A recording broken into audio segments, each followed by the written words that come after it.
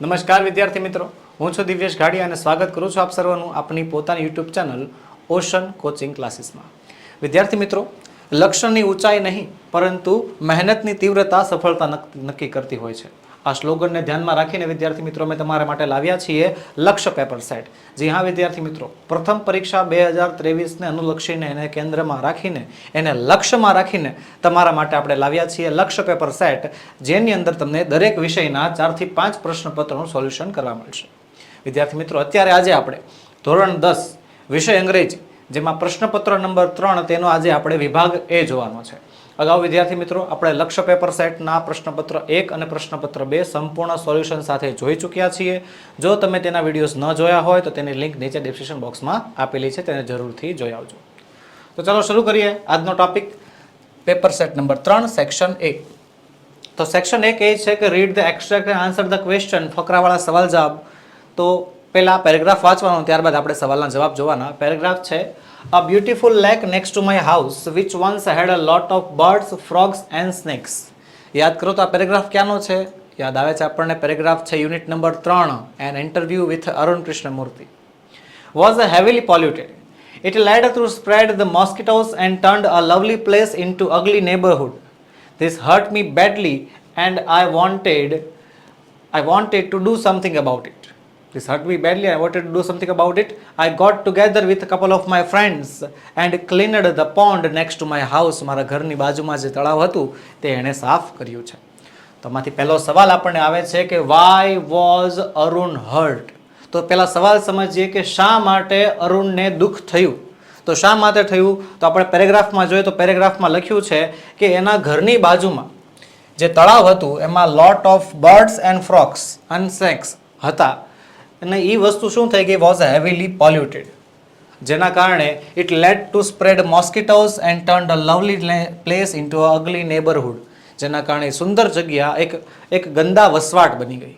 તો એના કારણે એને દુઃખ થયું હતું. તો આપણે એ જવાબ લખવાનો છે અહીંયા કે અરુણ વોઝ હર્ટ, અરુણને દુઃખ થયું કારણ કે because a lake next to his house was polluted, એના ઘરની બાજુમાં જે છે તળાવ હતું એ સો પોલ્યુટેડ, એટલું બધું પોલ્યુટેડ થઈ ગયું that it spread mosquitoes and turned the place into a ugly neighborhood, કે એમાં મચ્છરો આવ્યા અને એ જે સુંદર જગ્યા હતી તે એક ગંદા વસવાટમાં પરિણામી.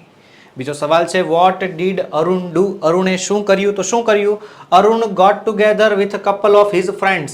અરુણ જે છે પોતાના અમુક મિત્રો સાથે ભેગો જાય છે and cleaned the pond next to his house, અને એના ઘરની બાજુમાં જે તળાવ હતું એને એ સાફ કરે છે. આગળ વધીએ. પછીનો પેરેગ્રાફ આપ્યો છે આપણને. પછીનો પેરેગ્રાફ છે, એઝ અ રિઝલ્ટ એટલે કે પરિણામ સ્વરૂપે the panchayat passed a resolution in 2008, પંચાયતે 2008માં કાયદો પસાર કર્યો. સેઇંગ ધેટ, એ કાયદો એવું કહેતો હતો કે since the railway was not able to build a station for them, કે જો રેલવે એના માટે સ્ટેશન નહીં બનાવે, they would do it for themselves, તેઓ જાતે સ્ટેશન બનાવશે. And with their on money, અને પોતાના પૈસાથી સ્ટેશન બનાવશે. soon an 11-member team was formed, તરત જ 11 જણાની ટીમ તૈયાર થઈ. And the team started collecting money from villagers, અને ટીમે લોકો પાસેથી પૈસા ઉઘરાવવાનું ચાલુ કર્યું. તો આ છે પેરેગ્રાફ આપણા યુનિટ નંબર 1નો, જેમાં એક પાર્ટ છે ટ્રેક્સ ઓફ તાજનગર. તો એનાથી આપણને સવાલ પૂછ્યો છે કે when did panchayat pass a resolution, કે પંચાયતે કાયદો ક્યારે પસાર કર્યો? વેન એટલે થાય છે ક્યારે. તો આપણે પેરેગ્રાફમાં જોઈએ તો આપણને દેખાય છે કે પંચાયતમાં કાયદો ઇન 2008, 2008માં પસાર થયો હતો. તો એ જ જવાબ આપણે લખશું કે ધ પંચાયત પાસ્ડ. તો ઘણા વિદ્યાર્થી સવાલ કરશે, સર અહીંયા સવાલમાં તો પાસ છે, જવાબમાં પાસ્ડ થઈ ગયું, કેમ? તો વિદ્યાર્થી મિત્રો જુઓ, જવાબમાં સવાલમાં ડીડ પણ આવ્યો છે. ડીડ નામનો શબ્દ શું દર્શાવે? ડીડ નામનો શબ્દ દર્શાવે છે ભૂતકાળ. તો આપણે ભૂતકાળનું રૂપ પણ કરવું પડે. The panchayat passed a resolution in 2008, પંચાયતે 2008માં કાયદો પસાર કર્યો. પછી છે ચોથું, how many members were there in the team for collecting money, કે કેટલા જણાની ટીમ હતી પૈસા ભેગા કરવા માટે? કેટલા જણાની ટીમ હતી? તો આપણે જોઈએ છીએ કેટલા જણાની ટીમ હતી. તો આપણે જોયું હતું હમણાં કે 11 મેમ્બર્સ ટીમ. કેટલા જણાની team? 11 members team. soon 11 members team was formed, 11 જણાની ટીમ જે છે તૈયાર થઈ. તો એ જવાબ લખવાનો છે કે there were 11 members in the team for collecting money, પૈસા ઉઘરાવવા માટે 11 જણાની ટીમ નિયુક્ત કરવામાં આવેલી હતી. આગળ વધીએ. લખ્યું છે ઇન મેની કન્ટ્રીઝ, આગળનો paragraph, fireworks are not allowed to be used in individuals. Unit number 5 playing with fire યુનિટનો ચેપ્ટર છે, આપણે યુનિટનો પેરેગ્રાફ છે.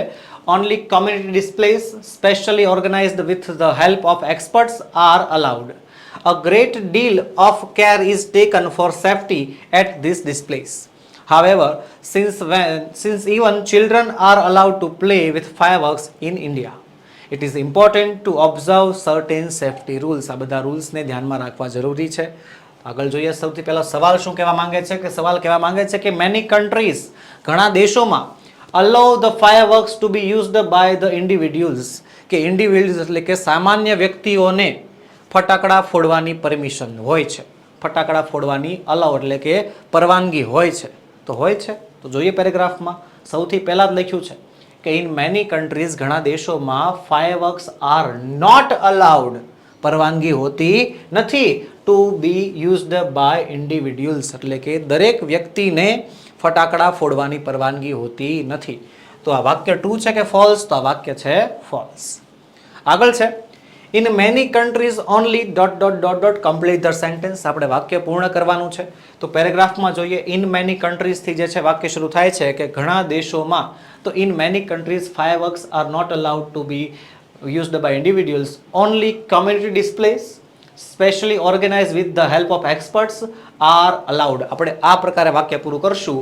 ઓનલી કોમ્યુનિટી ડિસ્પ્લેસ, ખાલી કોમ્યુનિટી ડિસ્પ્લેમાં, specially organise the help of expert, specially organise, વ્યવસ્થિત ગોઠવેલા અને કોના દ્વારા? એક્સપર્ટ્સની મદદથી, નિષ્ણાંતની મદદથી જે છે આર અલાઉડ, ફટાકડા ફોડવામાં આવે છે. એ જવાબ છે. Community displays only specially organised with the help of expert fireworks are allowed. આગળ વધીએ. પછી છે the angel went round of the model of the mother very slowly. Unit number 4. He touched it and said it is too soft. તેને અડકે છે ને કહે છે આ બહુ નરમ છે. બટ વેરી ટફ, પણ ખૂબ જ કઠણ પણ છે. સેડ ધ લોર્ડ, ભગવાન આવો જવાબ આપે છે. Excited. You can not imagine what this mother can do and endure. માતા શું કરી શકે છે કે શું સહન કરી શકે છે, તમે જાણી કે વિચારી શકતા નથી. કેન ઇટ થિંક, શું એ વિચારી શકે છે? જવાબ આવે છે નોટ ઓનલી થિંક, ખાલી વિચારી નથી શકતી, but can reason and compromise too, પણ કારણ પણ બની શકે છે. To the lord. The angel was impressed. જે દેવદૂત જે છે ઇમ્પ્રેસ થઈ જાય છે અને કહે છે he went closer to the model and moved his finger across her cheek. તે મોડલની નજીક જાય છે અને તેના ગાલ ઉપર એક આંગળી ફેરવે છે. ઓ લોર્ડ હર આઈઝ આર લિકિંગ, કે ભગવાન એની આંખોમાંથી તો પાણી નીકળે છે. તો પહેલો સવાલ છે what can mother do according to the lord. ભગવાનના પ્રમાણે માતા શું કરી શકે છે? તો આપણે જોયું કે ભગવાનના પ્રમાણે માતા જે છે બધી વસ્તુનું કારણ બની શકે છે, બલિદાન આપી શકે છે, વિચારી શકે છે અને સહન કરી શકે છે. તો એ બધી વસ્તુ આપણે લખવાની છે. અકોર્ડિંગ ટુ ધ લોર્ડ, ભગવાનના પ્રમાણે, the mother can think, reason and compromise. ભગવાનના પ્રમાણે માતા વિચારી શકે છે, કારણ બની શકે છે અને બલિદાન આપી શકે છે. કારણ બની શકે છે એટલે જવાબદાર બની શકે છે. આગળ છે ધ વર્ડ એન્ડ્યોર. એન્ડ્યોર એટલે શું થાય એનો મતલબ પૂછ્યો છે અહીંયા. તો એન્ડ્યોર એટલે થાય છે સહન કરવું. તો સહન કરવાને બીજે ઇંગ્લિશમાં શું કહેવાશે? કહેવાય છે ટોલરેટ. ટોલરેટ એટલે પણ શું થાય છે? સહન કરવું. ચલો આગળ વધીએ. છેલ્લો પેરેગ્રાફ છે as the cool flow of water ran over one hand my teacher slapped water on my other palm. Helen Keller. Unit number 6. આગળ કહે છે we played this game every day touching different objects. It awakened my soul. I came to know that everything had a name. Now each name gave birth to a new thought. Every object I touched seemed to throb with life. Aha! I was connected with the world throughout all the words. તો આ રીતે વિદ્યાર્થી મિત્રો આપણને paragraph આપ્યો છે. તો પહેલો સવાલ કહે છે એમાં કે વિચ ગેમ અવેકડ હેલન્સ સોલ, કે કઈ ગેમથી, કઈ રમતથી હેલનની આત્મા જાગી. તો વિદ્યાર્થી મિત્રો આપણે પેરેગ્રાફમાં આપ્યું હતું કે હેલન અને તેના ટીચર દરરોજ એક રમત રમતા, જેની અંદર તે હેલનની હથેળીમાં કંઈક શબ્દો લખતા અને જેનો જવાબ હેલન આપતી. તો આ એ જવાબ આપણે ગેમની જે છે વાત કરવાની છે. તો આપણે એ લખશું કે ટચિંગ ડિફરન્ટ ઓબ્જેક્ટ્સ, અલગ અલગ વસ્તુઓ અડકવાથી, એન્ડ સ્પેલિંગ ધેર નેમ્સ, એના નામ હથેળીમાં લખવાથી, ઓન ધ પામ અવેકન્ડ હેલન્સ સોલ. બરોબર કે ભાઈ અલગ અલગ વસ્તુ અડકવાની અને તેના નામ ક્યાં લખવાના, હથેળીમાં લખવાના. આવું કરવાથી હેલનની આત્મા જાગી. પછી છે 10મું, how was Helen connected with the world, કે કેવી રીતે હેલન આ દુનિયા સાથે કનેક્ટ થઈ. તો કેવી રીતે થઈ? કારણ કે એને દરેક વસ્તુમાં નામ દેખાણું, દરેક વસ્તુમાં એક વિચાર આવ્યો અને દરેક નવો શબ્દ નવા વિચાર સાથે જન્મતો. આ રીતે જે છે એ દુનિયા સાથે જોડાણી. તો આવશે Helen was connected with the world through out words, through out names. આવી રીતે તમે લખી શકો છો કે હેલન આ શબ્દો વડે, આ નામ વડે આ દુનિયા સાથે કનેક્ટ થઈ છે. વિદ્યાર્થી મિત્રો, આ જવાબમાં તમે વર્ડ્સ અને નેમ એવું પણ લખી શકો છો. ચલો આગળ જોઈએ પછીનો પ્રશ્ન. પછીનો પ્રશ્ન આગળ જોઈએ ને પહેલા વિદ્યાર્થી મિત્રો, આપણે તમારા માટે લાવી રહ્યા છીએ એક જબરજસ્ત એપ્લિકેશન, નામ છે જેનું ઓશન કોચિંગ ક્લાસીસ. એની અંદર તમને મળશે આપણા લક્ષ્ય પેપર સેટ. જી હા વિદ્યાર્થી મિત્રો, પ્રથમ પરીક્ષા 2023ને અનુલક્ષીને તમારા માટે તૈયાર કરેલા અતિ મોસ્ટ આઈએમપી એવા પ્રશ્નપત્રના સેટ દરેક વિષયના જે તમને મળી રહેશે અમારી પાસેથી. વિદ્યાર્થી મિત્રો, આ પેપર સેટની અંદર તમને દરેક વિષયના 4 થી 5 પ્રશ્નપત્રના સોલ્યુશનની PDF તમને મળશે અને તેમજ શિક્ષકો અને વિદ્યાર્થીઓ માટે રેડી ટુ પ્રિન્ટ, સ્વપ્રયત્ન માટે કહેવાય, સેલ્ફ પ્રેક્ટિસ માટે કહેવાય એવા રેડી ટુ પ્રિન્ટ પ્રશ્નપત્ર પણ આપણે તમારા માટે તૈયાર કર્યા છે. તો તેની PDF પણ તમને મળી જવાની છે. ક્યાંથી? આપણી એપ્લિકેશન ઓશન કોચિંગ ક્લાસીસમાંથી. તો ઝડપથી ડાઉનલોડ કરો એપ્લિકેશનને, ocean coaching classes. Application download કરવાની લિંક નીચે વિડીયોમાં આપેલી છે. ચાલો શરૂ કરીએ આગળ.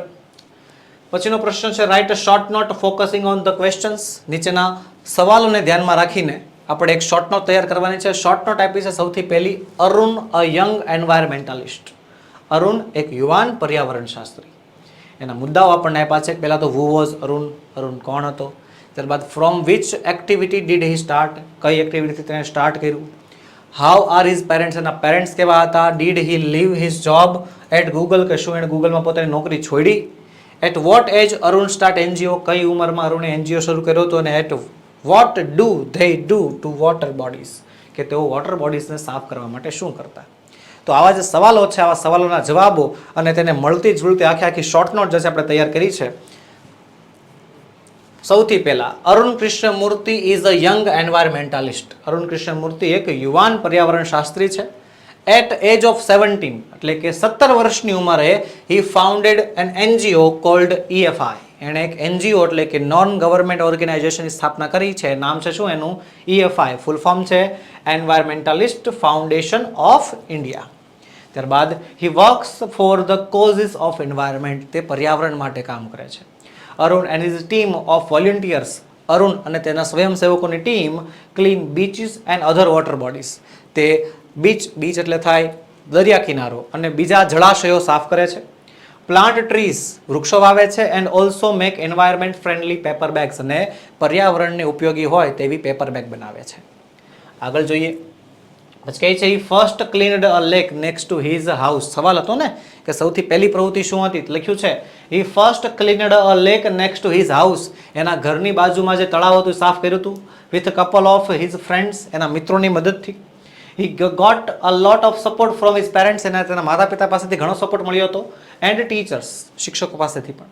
Arun feels that it is important to protect birds and animals. Arun એવું વિચારે છે કે પ્રાણીઓ અને પક્ષીઓને બચાવવા ખૂબ જ જરૂરી છે.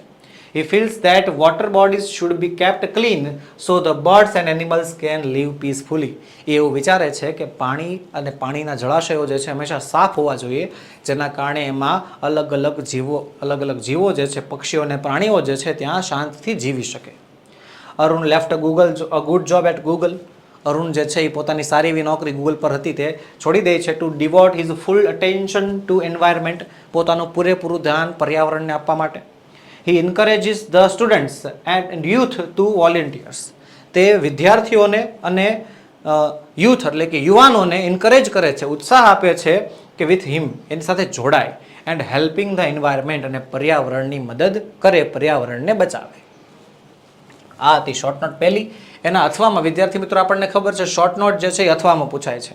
તો એના અથવામાં જે બીજી શોર્ટ નોટ પૂછાયેલી છે એ આ પ્રકારે છે કે dream of railway station comes true. કે ભાઈ જે રેલવે સ્ટેશનનું સ્વપ્ન હતું તે સાકાર થયું. ધ ઓન રેલવે સ્ટેશન, પોતાનું રેલવે સ્ટેશન. જરાક ધ્યાનથી જો વિદ્યાર્થી મિત્રો, અહીંયા ચેપ્ટરનું નામ લખ્યું નથી ક્યાંય નહીં, તો તમને ખબર કઈ રીતે પડશે સર કયા ચેપ્ટરની છે? તો વિદ્યાર્થી મિત્રો, આના માટે તમને આ ચેપ્ટરની, બધા ચેપ્ટરની સ્ટોરી યાદ રહેવી પડે. અને આપણને ખ્યાલ છે સર રેલવે સ્ટેશનવાળી સ્ટોરી ખાલી યુનિટ નંબર 1માં એમાં જ હતી.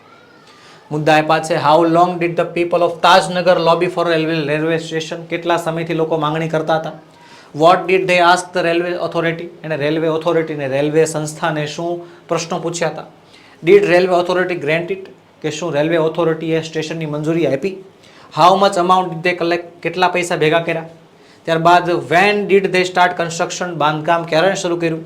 When was the construction completed? બાંધકામ ક્યારે પૂર્ણ થયું? અને what is special about railway station? આ રેલવે સ્ટેશનની ખાસિયત શું છે? તો એટલા સવાલો જે છે, પેલા સવાલો વાંચ્યા પછી જે છે જવાબ દેવાનું શરૂ કરવાનું. ચલો શરૂ કરીએ. Short note. There were a large number of people and students in Tajnagar who had to go to Gurugram, Delhi and Rewar. They had to either go to Haldi Mandi or partly to catch a train. કે ગામમાં ઘણા લોકો હતા જેને દરરોજ ગુરુગ્રામ, દિલ્હી અને રેવાર જવાનું હોય, અને દરરોજ ત્યાં જવા માટે ક્યાં જવું પડતું ટ્રેન પકડવા માટે? તો કે હલ્દી મંડી જવું પડતું અથવા પાટલી જવું પડતું. Both the station are 6 kilometres away. એ બંને સ્ટેશન ગામથી 600 કિલોમીટર દૂર. તો the railway line passed throughout the village. Railway line જે છે ક્યાંથી પસાર થતી? ગામમાંથી. And so the people demanded a railway station. તેથી લોકોએ રેલવે સ્ટેશનની ડિમાન્ડ કરી. ક્યારે? ઇન 1982, 1982માં. But the railway refuse. પણ રેલવે શું કરી દીધું?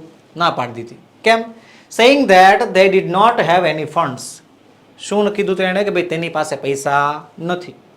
સો the villagers decided to build a station themself. તેથી ગામવાળાએ નક્કી કર્યું કે તે જાતે સ્ટેશન બનાવશે, પોતાની રીતે સ્ટેશન તૈયાર કરશે. આગળ જોઈએ. Everybody contributed according to their capacity. બધાએ પોતપોતાની કેપેસિટી પ્રમાણે, ક્ષમતા પ્રમાણે પૈસા આપ્યા. કેટલા એની રેન્જ પણ આપી છે કે રેન્જિંગ ફ્રોમ 3000 ટુ 75,000 રૂપીઝ. કોકે 3000 આપ્યા, કોકે 75,000 આપ્યા. They pulled in 21 lakh rupees. તેઓએ કેટલા રૂપિયા એકત્ર કર્યા? 21 લાખ રૂપિયા એકત્ર કર્યા. And build a railway station on there on. અને પોતાની રીતે જ એક સ્ટેશન બનાવ્યું. Their dream came true on 7 January 2010. એનું આ સ્વપ્ન જે છે એ 7 જાન્યુઆરી 2010 આના રોજ પૂર્ણ થયું. તો આ રીતે વિદ્યાર્થી મિત્રો આપણે 2 શોર્ટ નોટ જોઈ. હવે જોઈએ આગળનો પ્રશ્ન, જેમાં આપણે whether sentence is a true or false, વાક્ય સાચું છે કે ખોટું. અને આ પ્રશ્ન એક એવો છે ને જે લાગે સહેલો, પણ જ્યારે સોલ્યુશન કરો ને ત્યારે એમ જ લાગે આ ખોટું છે. જવાબ આપો જ્યારે પ્રશ્નપત્ર તમે લખીને પછી જ્યારે શિક્ષકને જમા કરાવો, શિક્ષક જ્યારે તપાસીને પાછું આપે ને ત્યારે ખબર પડે લે આ તો ખોટું લખ્યું હતું. તો આ પ્રશ્ન એવા ટાઈપનો પ્રશ્ન છે. તો આને સોલ્વ કરવા માટે કરવાનું શું? પહેલા વાક્યને વાંચવાનું અને વાક્યને શાંતિથી સમજવાનું. જો સમજાવું એમ, પહેલું વાક્ય છે the people of Tajnagar collected 21 lakh rupees. કે તાજનગરના લોકોએ 21 લાખ રૂપિયા ભેગા કર્યા. તો યાદ કરો, કર્યા હતા? યસ, કર્યા હતા, એટલે વાક્ય ટ્રુ. પછી the fish travels through out the forehead of the cloud. કે માછલી વાદળની ઉપર ઉડે છે. તો આપણે પોયમ યાદ કરો, પેન્સિલ નામની પોયમ છે જેની અંદર આ પ્રકારનું ચિત્ર આપેલું છે, જેમાં માછલી એ વાદળની ઉપર ઉડતી દેખાણી છે. તો યસ, આ પણ વાક્ય ટ્રુ આવશે. ત્યારબાદ the chemical formula of firework for has got changed many times. કે જે ફાયર વર્ક માટેનું, ફટાકડા માટેનો જે કેમિકલ ફોર્મ્યુલા છે તે ઘણીવાર બદલાણો છે. તો ચેપ્ટર નંબર 5 યાદ કરો, જેમાં લખ્યું હતું કે બ્લેક પાવડરને એટલે કે ફાયરવર્કના ફોર્મ્યુલાને વર્ષોથી ફેરવવામાં આવ્યો નથી. આ વાક્ય ખોટું છે એટલે આપણે ફોલ્સ લખશું. ત્યારબાદ the lord created a perfect model of mother in a day. કે ભગવાને પરફેક્ટ મોડલ, માતાનું પરફેક્ટ મોડલ એક દિવસમાં બનાવી નાખ્યું. કેટલા દિવસમાં? એક દિવસમાં બનાવી નાખ્યું. તો સાચી વાત ખોટી વાત? સર એક દિવસ નહોતો થયો. પાઠની શરૂઆત જ થાય છે કે ભગવાન એના ઓવર ટાઈમના 6થા દિવસે હતા. તો એ વાત ખોટી છે એટલે આવશે ફોલ્સ. તો આ રીતે વિદ્યાર્થી મિત્રો ટ્રુ ફોલ્સને જોઈ વિચારીને એ આખા વાંચ્યા પછી એનું ભાષાંતર કરીને એને સોલ્વ કરવાનો પ્રયત્ન કરો. તો બસ વિદ્યાર્થી મિત્રો, આજના વિડીયોમાં એટલું જ. આજે આપણે ભણ્યા પ્રશ્નપત્ર નંબર 3નો સેક્શન એ. મળીશું આવતા વિડીયોમાં, જેમાં આપણે પ્રશ્નપત્ર નંબર 3નો સેક્શન બી ભણીશું. જય હિન્દ, જય ભારત.